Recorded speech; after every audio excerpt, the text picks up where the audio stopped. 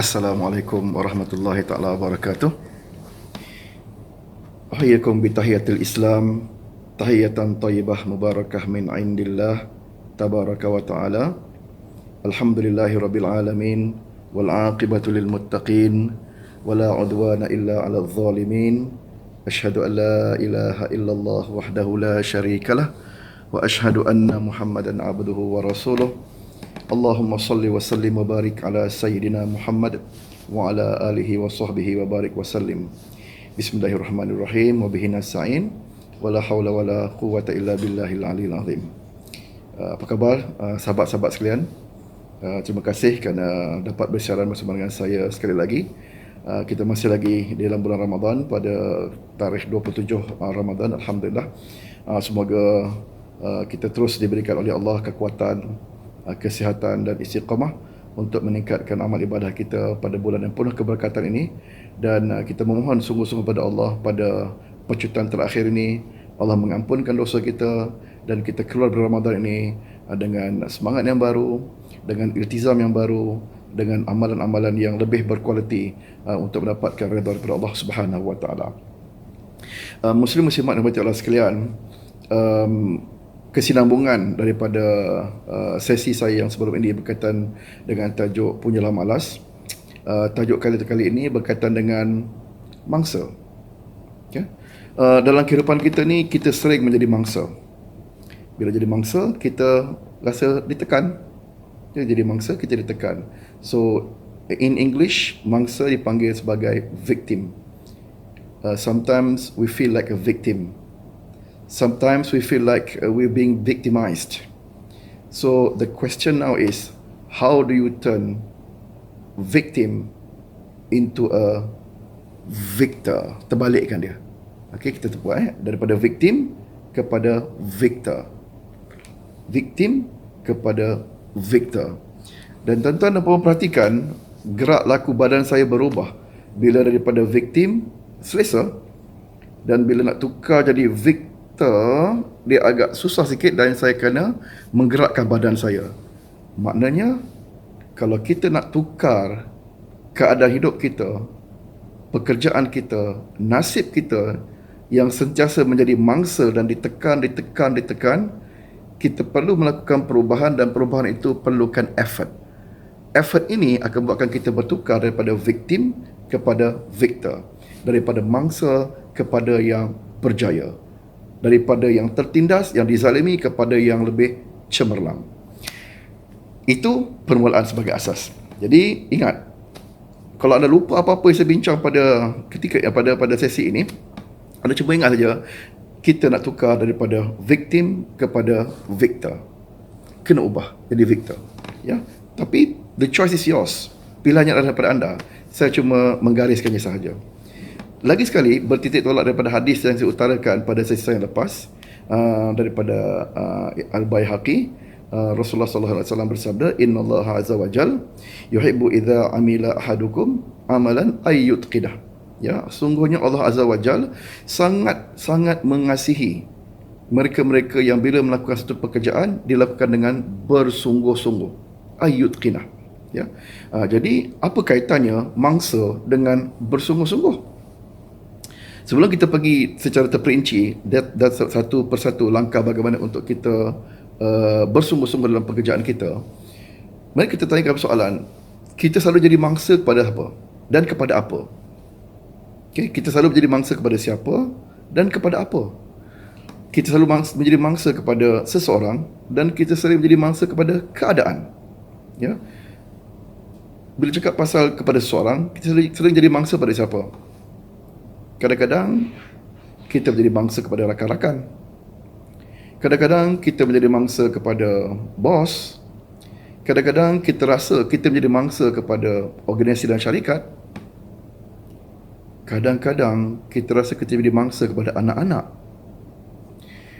Dan bila keadaan pula, kadang-kadang kita rasa menjadi mangsa kepada perubahan.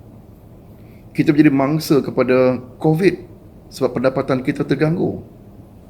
Kita menjadi mangsa kepada jiran sebelah.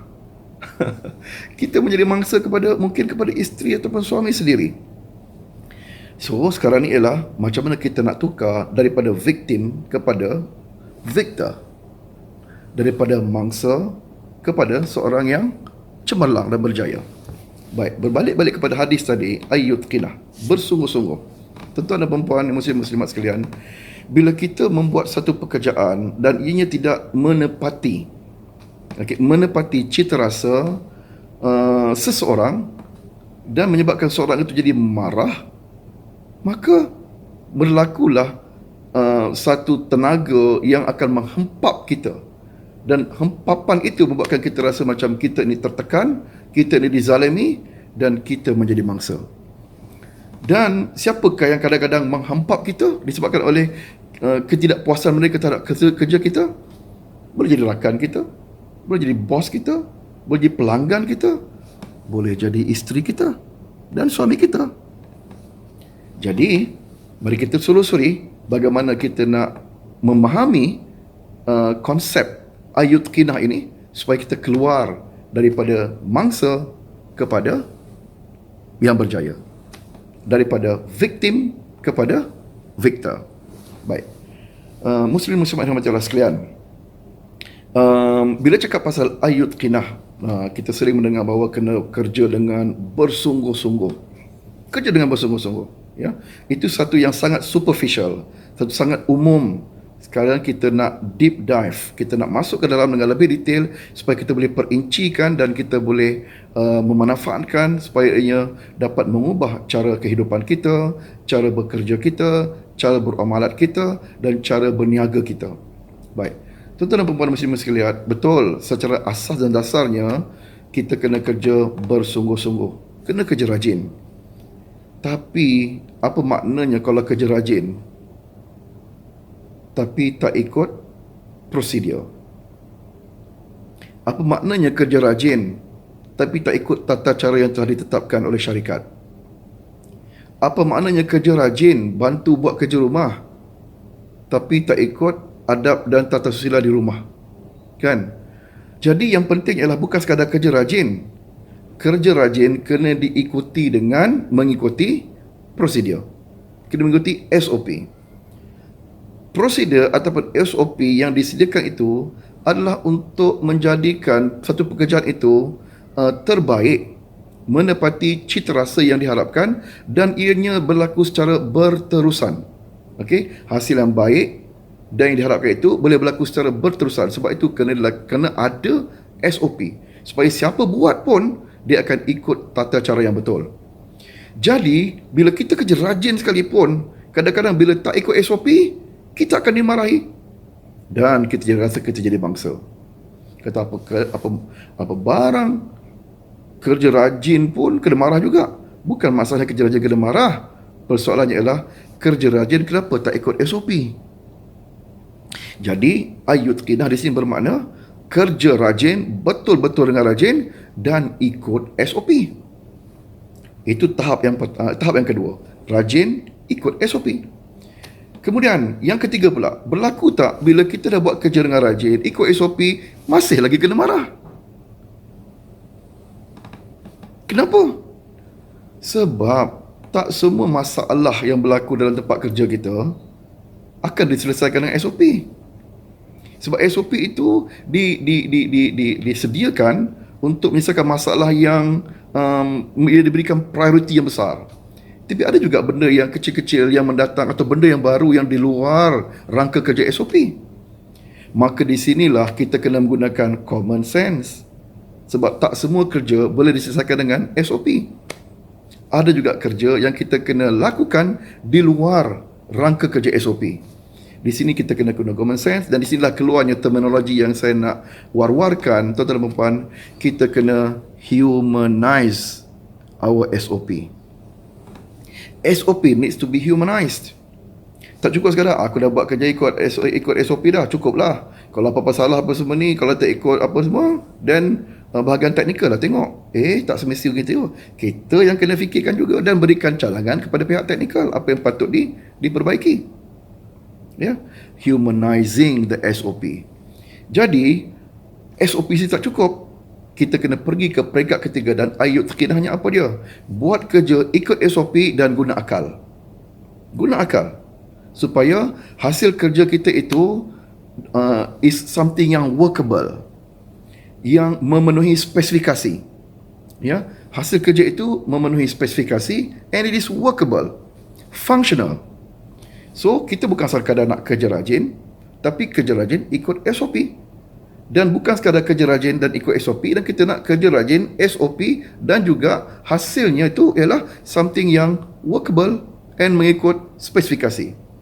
Bermakna kita kena juga fokus orientasi kerja kita bukan sekadar kerajinan, bukan sekadar ikut SOP, tapi juga hasil kerja kita ni.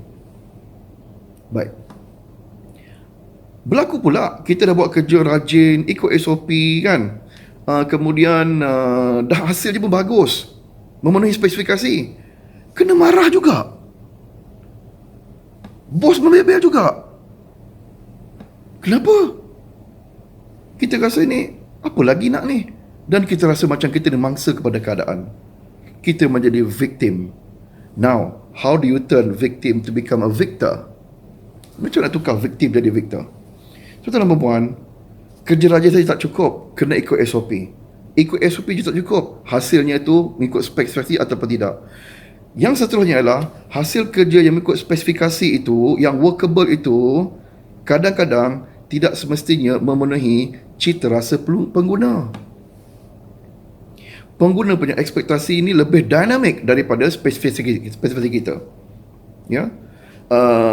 Mereka punya kecenderungan itu, minat mereka itu lebih pantas berubah daripada perubahan pada spesifikasi kita. Jadi tak cukup sekadar kerja ikut SOP, tak cukup sekadar hasilnya itu mengikut spesifikasi. Kita kena ada orientasi untuk keluar daripada jadi mangsa kepada hasil kerja itu kena juga memenuhi cita rasa pengguna. Cita rasa pengguna. Ya, so kita kena kerja lebih kuat untuk memahami apa lagi cita rasa pengguna, kena lakukan banyak survey, kena banyak lakukan field study, kena lakukan banyak test, kena bukan tunggu saja dekat lab, bukan tunggu saja dekat pejabat, tapi kena banyak reaching out kepada customer. Itulah dia Ayyutqinah, yang hasilnya nanti bila kita ni bertemu dengan keperluan pengguna, barulah kita jadi victor. Tapi kalau kita short sendiri saja, buat, tapi tak boleh jual. Dan kita rasa kita jadi mangsa kepada keadaan. Dan kita rasa kita jadi mangsa kepada kerja kuat pun tak dapat nak buat, tak dapat nak keluarkan hasil. Jadi itu langkah yang penting, iaitu bukan sekadar kerja rajin, tapi kena ikut SOP. Bukan sekadar kerja ikut SOP saja, kena juga hasilnya mengikut spesifikasi dan juga workable, satu yang functional. Dan seterusnya yang kita buat tu kenalah juga memenuhi cita rasa pelanggan. Berlaku tak? Kita dah buat cantik dah, ikut SOP, spek masuk, pelanggan pun happy, kena marah juga. Bos tengking juga. Apa lagi ni? Ya Allah, mangsa. Kita rasa kita jadi mangsa. Tak puas-puas. Dan mula kita kata pada bos kita, bos cukuplah, redalah dengan apa yang ada. Kan? Redalah dengan apa yang ada. Tuan-tuan dan puan, Ayyutqinah mendorong kita untuk pergi lebih lagi. Ultimately, apa dia kemuncak kepada Ayyutqinah? Ulang balik. Tak cukup Ayyutqinah itu sebagai kerja rajin, kena ikut SOP. Tak cukup rajin dan ikut SOP, hasilnya kenalah workable dan mengikut spesifikasi. Tak cukup sekadar rajin, ikut SOP dan juga mendapatkan kerja yang mengikut spek, dia kena memenuhi cita rasa pelanggan. Dan untuk mengeluarkan kita daripada jadi mangsa kepada victor, kita kena juga ada orientasi dalam kepala kita bila kita bekerja, bila kita berniaga, bila kita bermuamalat, iaitu sekadar memenuhi kehendak pelanggan itu tidak cukup. Ultimately ialah dia create value tak? Ada untung tak? Okay? Jadi, walaupun kita bekerja di peringkat bawahan, Ayyutqinah sepatutnya mendorong kita berfikir bukan sekadar menyempitkan skop kerja kita, sebab menyempitkan skop kerja akan buatkan kita nanti ditekan dan akan menjadi mangsa. Tapi kalau kita walaupun sekadar operator, walaupun kita sekadar kerani, walaupun kita sebagai technician biasa-biasa saja, kita bukan sekadar fokus kepada hasil kerja ikut SOP dan memenuhi spesifikasi, tapi kita fikir untung rugi. Kita fikir pasal pembaziran. Kita fikir pasal efficiency and cost. Inilah dia kemuncak kepada ayat qinah yang saya sentuh secara umum pada video sebelum ini, dan kali ini saya sentuh dengan lebih detail lagi, supaya apa, bila kita berdepan dengan situasi dan berdepan dengan idea, dan bila kita buat satu presentation kepada management, presentation kita bukan sekadar dalam skop yang kecil saja, sekadar proses kerja. Kembangkan lagi kepada function, workability of our system, of our product, of our services. Kembangkan lagi whether our product, our service and our system meets the expectation of the customer. Dan kembangkan lagi ke peringkat yang paling tinggi yang menjadi fokus utama kepada pemilik syarikat, iaitu cost, revenue, profit. Sebab inilah dia life wire kepada satu organisasi. Ya. Jadi jangan cakap cukup lah aku dah dapat ni, dah ikut spek dah. Tak. Kita kena fikir jauh lebih daripada itu. Dan ini dia tuntutan ayat qinah. Alah cik, saya ni sekadar kerana je, mana saya mampu buat itu? Belajar, bertanya, kena ada dorongan untuk ambil tahu. Dan kalau kita tak tahu, kalau kita tidak ada ilmu itu pun, sekurang-kurangnya bila kita berikan tu, kita tanya soalan daripada bos, yang saya buat ni, ini akan beri kesan tak kepada jualan kita nanti? Bos, ini report yang saya buat ni nanti akan beri kesan tak kepada order yang baru? Nak begitu, bukan sekadar okey bos, dah siap dari bos, siap bos. Nanti bos tanya, dah memenuhi tak customer punya permintaan tu? Berkaitan dengan report tu, dia nak cadangan berkaitan dengan penghantaran. Tak tahu bos, saya buat asal siap saja. Dan kita akan jadi mangsa dengan bos kita. Kita akan dipaham oleh bos kita. So kita kena ada orientasi ke arah itu.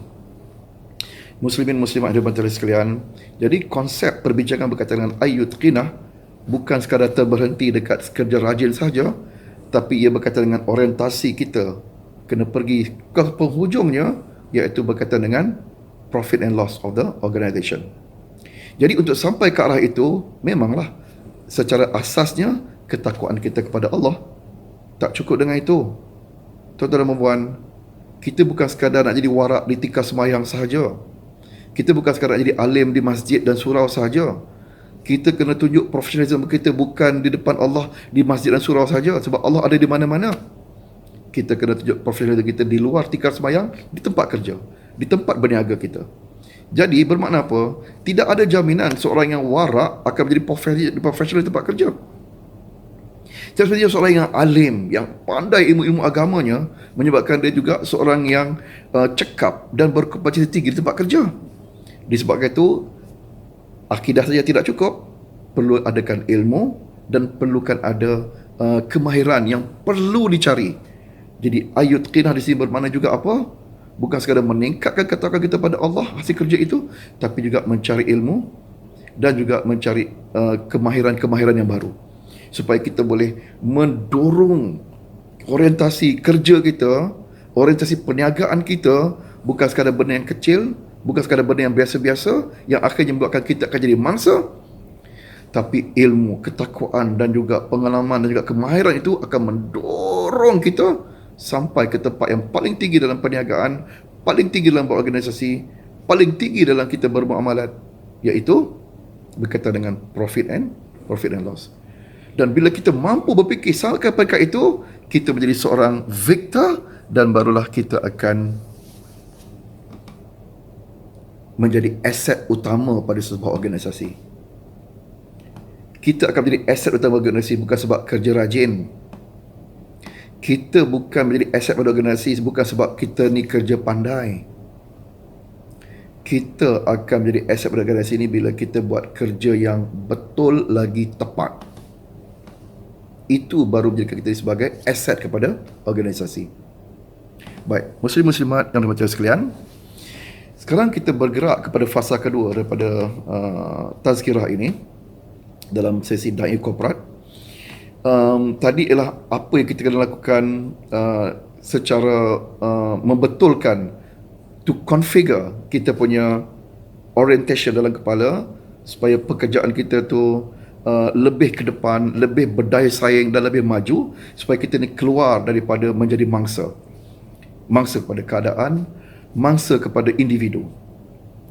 Baik, sekarang kita pergi pada fasa yang kedua, di mana apa yang kita boleh lakukan secara individu. Tadi orientasi saja, sekarang secara individu. Apa yang kita boleh lakukan untuk mendorong kita untuk lebih produktif, lebih berdaya saing, lebih kompetitif, dan akhirnya menyebabkan integriti dan profesionalism kita menjadi lebih baik. Baik, again saya nak buat tangga-tangga, nak menunjukkan bahawa ayat kinah itu adalah satu proses, bukannya satu matlamat, satu proses. Baik, tuan-tuan dan puan, kita mulakan tahap pertama ni ialah apa yang bakal tuan-tuan dan puan lakukan bila kita menghadiri satu temu duga dan kita betul-betul nak bekerja dekat organisasi itu. Dan satu temu duga tu kita akan buat apa? Ya, kita akan ceritakan yang terbaik pasal diri kita. Kita akan tunjukkan pengalaman kita yang lepas, kemampuan kita, kemahiran kita, ilmu kita yang boleh memberi nilai kepada organisasi. Ya, dan akhirnya kita pun mendapat kerja di organisasi itu. So, masuklah kita kepada fasa pertama dalam sebuah organisasi, dipanggil we get the employability. Okay, we being employed. Kita dapat bekerja dan alhamdulillah kita pun rasa seronok, bersyukur dapat bekerja dekat syarikat idaman kita. Ya, syarikat idaman kita. Walaupun itu bukan syarikat idaman kita, tapi bersyukurlah sebab itulah asbab Allah tentukan untuk disalurkan rezeki kepada kita melalui syarikat itu. Tuan-tuan dan puan, ayat kinah tidak sekadar berhenti untuk kita sekadar bersyukur dapat bekerja. It's not just enough just to be employed.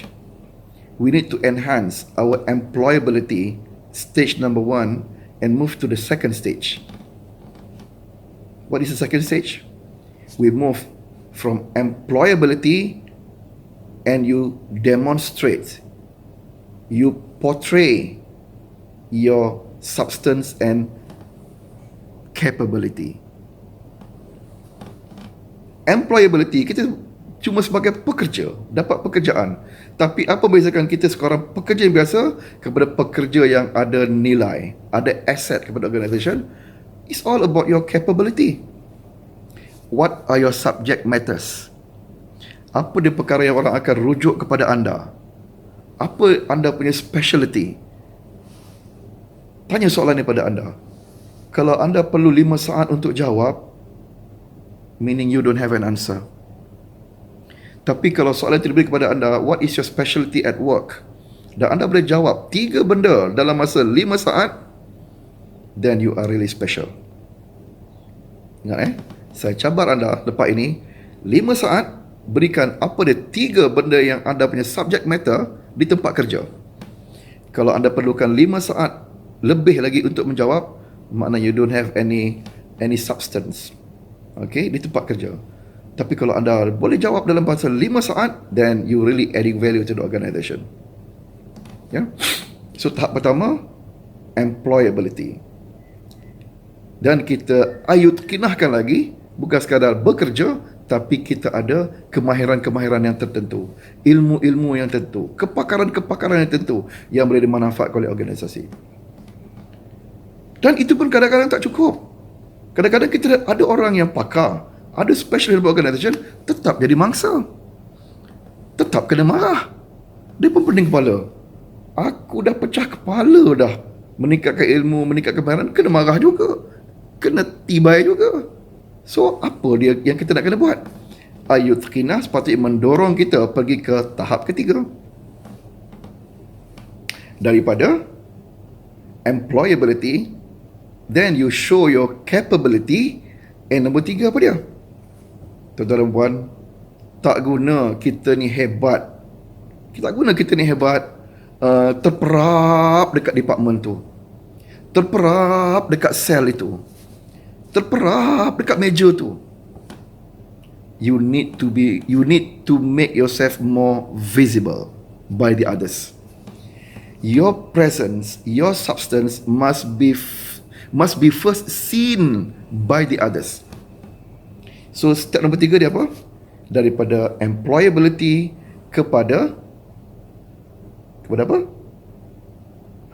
Daripada employability kepada capability, dan yang ketiga ialah you need to enhance your visibility.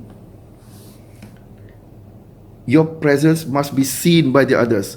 Oh, ini dia orang yang mereka cipta kita punya sistem yang baru tu. Ini rupa orangnya. Must be made visible. Ya. So that people see, oh ini dia orangnya.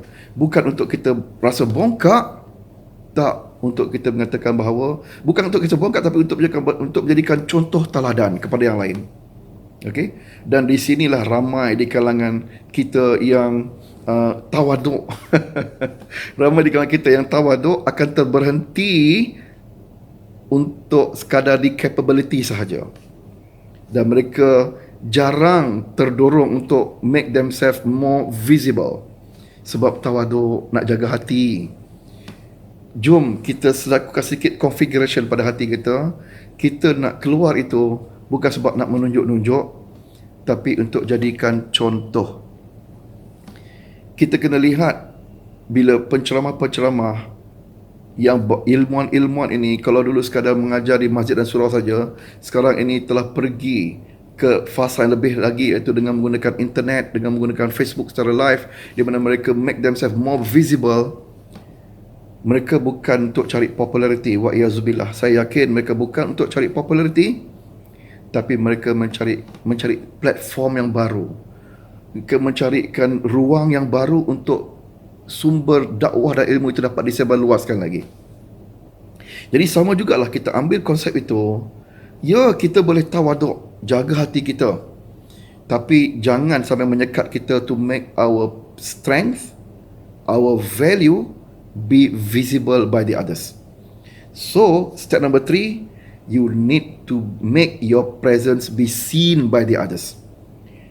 Okay, so dalam perniagaan, di sinilah kita mula menunjukkan produk yang kita ada.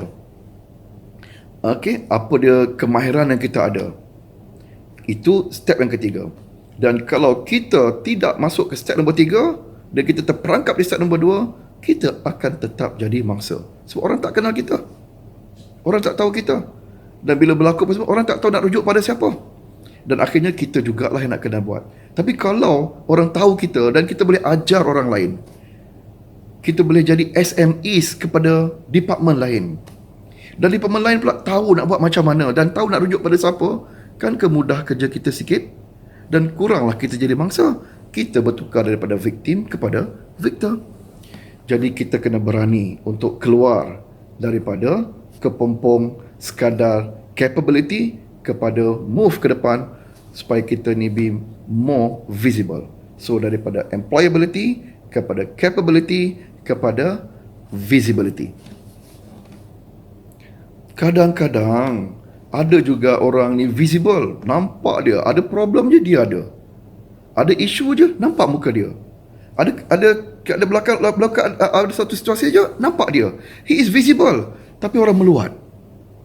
Ada je orang meluat, orang menyampah, orang boleh cakap belakang, dan dia pula rasa jadi mangsa. Buat salah, tak buat salah, datang salah, tak datang salah, jadi mangsa, pening, stres, ambil emergency leave. Jadi nak kena buat apa? Ayut kina tak cukup sekadar be visible. We must make ourselves being seen, not only being seen, but being felt. Two different things. You are visible and people see you. Seeing is one thing, but the ability to give meaning is a different thing. Jadi, apa yang kita nak kena buat? Daripada employability, naik kepada capability, naik kepada visibility, dan naik kepada marketability. Marketability. marketable. Marketeer, pemasaran. Apa dia marketing executive akan buat? Bila ada produk, dia akan buat apa? Dia akan cerita benda yang baik-baik. Dia cerita benda yang baik-baik. Dan kalau ada kecacatan pun, dia akan cerita bagaimana kecacatan itu akan diperbaiki lagi. Bermakna apa? Marketeer akan cerita benda yang baik-baik. So, when we want to enhance our marketability, apa yang kita nak kena buat? Yes, being visible is good, but not good enough. While we are being visible in a circumstances, in a situation, we need to add value to the situation. Being visible and adding value. Berikan idea, berikan cadangan, berikan alternatif, berikan jalan keluar. People will be mesmerized and inspired with solutions, with ideas. Ideas move the mountain. You don't make yourself visible and you create more problems. Salahkan orang itu, salahkan sistem ini, salahkan yang itu, salahkan orang ini, salahkan perancangan itu. No. Make yourself more marketable, sell more ideas. Promote more initiatives and alternatives. Barulah orang nampak, baguslah dia ni. Banyak idea dia. Dan orang akan nampak kalau dia ni masuk jabatan aku bagus ni. Orang nak masukkan kita ke dalam jabatan dia. Bos daripada jabatan A nakkan pekerja daripada jabatan B dipindahkan ke jabatan dia. Sebab apa? Because of his marketability. Dan marketability di sini bukan bermakna marketability keluar pada organisasi dan cari syarikat lain. Marketability di luar department dia.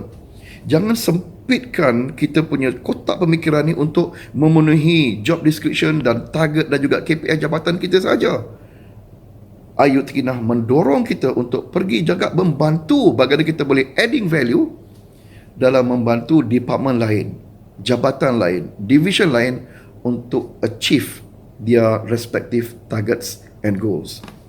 Then we become marketable. Okay? Dan last sekali, what will make us adding more value to the organisation? Kita pindah daripada tahap pertama tadi, daripada employability kepada capability, kepada visibility, kepada marketability, dan akhir sekali ialah kita enhance kita punya promotability. Promotability. Tuan-tuan dan puan, muslim-muslimat sekalian, siapa yang akan promote kita di tempat kerja, yang akan menaikkan pangkat kita, yang akan berikan promotion kepada kita adalah bos kita, ketua kita, the decision maker of the organisation. Okay? Jadi the decision maker of the organisation akan promote siapa? Yang rajin ke? Tak. Yang rajin dan juga yang ada banyak capability ke? Mungkin to certain extent, tapi sampai satu peringkat, itu je lah. Dia akan naik sekadar daripada operator, mungkin naik supervisor atau eksekutif saja. Tapi adakah anda nak pencen daripada masuk kerja sebagai supervisor dan pencen sebagai supervisor? So, decision maker, the owner akan promote siapa? Bukan sekadar ada capability, dan bukan sekadar visible tapi tak ada makna pun tak guna juga. Dia akan tengok mereka yang ada daya karisma, yang boleh market, yang boleh promote idea, dan yang terbaik yang akan dipromote oleh the decision maker yang akan naik dan lagi naik dan makin dekat dengan mereka. Kalau boleh mereka akan promote sebelah satu jawatan di bawah mereka saja. Siapakah mereka ini? Mereka-mereka yang boleh memberikan idea, yang boleh menukar idea kepada physical product, physical system, physical process yang memberi manfaat yang besar pada organisation. Ya, bukan sekadar idea saja, tapi ditukar idea itu kepada benda yang bermanfaat. Bermakna apa? Gap pemikiran, ekspektasi antara owner dengan pekerja itu semakin dekat. Semakin dekat, maka wajarlah orang ini dinaikkan pangkat, diberikan promotion lagi dan lagi dan lagi dan lagi. Dan mereka yang kerja rajin dan tak fikir pasal capability atau visibility, tapi rajin. Jangan komplain kalau 10 tahun anda kerja rajin tapi tak ada capability dan anda tidak dinaikkan pangkat. dan anda rasa anda jadi mangsa. Sebab apa?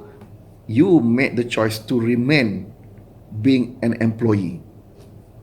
You make the choice for not enhancing your own capabilities, skills and knowledge. So it's all about decision making. Ayat kinah sebagai sandaran, dan kita kena push our ability, bukan sekadar employability, kemuncaknya promotability. Dan saya nak kaitkan akhir sekali bila cakap pasal dua yang terakhir tadi, yang keempat dan kelima tadi, iaitu marketability dan juga promotability. Lagi cemerlang kalau anda punya marketability and promotability bukan sekadar dalam organisasi anda sahaja, tapi anda juga menjadi rujukan dan diburu oleh rakan-rakan seindustri anda. Anda mungkin bekerja dalam industri healthcare, dan your marketability and promotability is felt within the industry of healthcare. Oleh Hospital B rasa anda telah menyumbang, dirasa juga oleh Hospital D, dirasa juga oleh Hospital E, dan mereka menjemput anda sebagai speaker. Anda mungkin bekerja dekat bahagian telekomunikasi, dan anda punya marketability and promotability dirasai oleh rakan-rakan seindustri anda. Jadi muslim-muslimat dan muslimat sekalian, itulah sebenarnya yang dituntut dalam konsep ayyutqinah dalam hadis daripada Rasulullah sallallahu alaihi wasallam tersebut. Ayyutqinah bukan sekadar kerja rajin sahaja. Kalau dalam kotak pemikiran kita ni, ayyutqinah itu maknanya kerja rajin, kerja bersungguh-sungguh sahaja tanpa kita tingkatkan kita punya capability, visibility, marketability dan juga promotability. Selama-lamanya produk Muslim, proses orang Muslim dan servis orang Muslim akan sentiasa jadi mangsa. Sebab kita tiada pereka cipta. Muslim-muslimat sekalian, kita ni terlampau bangga jadi pengguna. Kita terlampau bangga menjadi pengguna smartphone yang the latest version. Kita menjadi sangat bangga untuk menjadi pemandu kereta yang the latest edition. Muslim sangat terkenal dengan penggunanya. Kita dah punya rambakan pengguna, muslim-muslimat sekalian. Kita sekarang perlukan Muslim yang profesional, yang punya daya saing yang tinggi, yang juga mempunyai daya reka cipta yang tinggi. Maka kita tingkatkan kita punya daya saing, produktiviti kita, bersandar kepada hadis Rasulullah SAW menyuruhkan kita buat kerja dengan penuh ketekunan, ayyutqinah, dan bukan sekadar rajin, bukan sekadar untuk diri kita, bukan sekadar untuk jabatan kita, push sampai untuk manfaat organisasi kita, dan sampai ia beri manfaat sampai keluar kepada keperluan dan masalah masyarakat dan juga ummah. Ini dia kemuncak kepada ayyutqinah yang dikenaki kepada profesional Muslim. Semoga ada manfaatnya apa yang kita bincangkan pada hari ini. Panjang umur, murah rezeki, kita bertemu dalam kesempatan yang lain pula. Semoga apa yang saya bentangkan pada hari ini, mana-mana ada kesilapan, mana-mana ada keterlanjuran, mana-mana ada kesalahan, mohon ampun dan maaf daripada saya. InsyaAllah, semoga Allah memberkati pertemuan ini. InsyaAllah, pada sakit baki Ramadan 3-4 hari lagi ini, kita doakan semoga Allah berikan kita terus kesihatan, kekuatan dan istiqamah untuk memberikan yang terbaik pada Ramadan ini. Dan jangan lupa, apa sahaja amalan yang kita buat, jangan lupa mempertingkatkan usaha dan tenaga kita ke arah taubat daripada Allah Subhanahu Wa Taala, kerana pintu taubat masih lagi terbuka dan dalam Ramadan ini terbuka dengan seluas-luasnya. Sekian daripada saya. Subhanakallahumma bihamdik, asyhadu an la ilaha illa ant, astaghfiruka wa atubu ilaik. Bismillahirrahmanirrahim. Wal 'asr. Innal insana lafi khusrin illa alladhina amanu wa 'amilus solihat wa tawasaw bil haqq wa tawasaw bis sabr. Sadaqallahul azim. Assalamualaikum warahmatullahi taala wabarakatuh.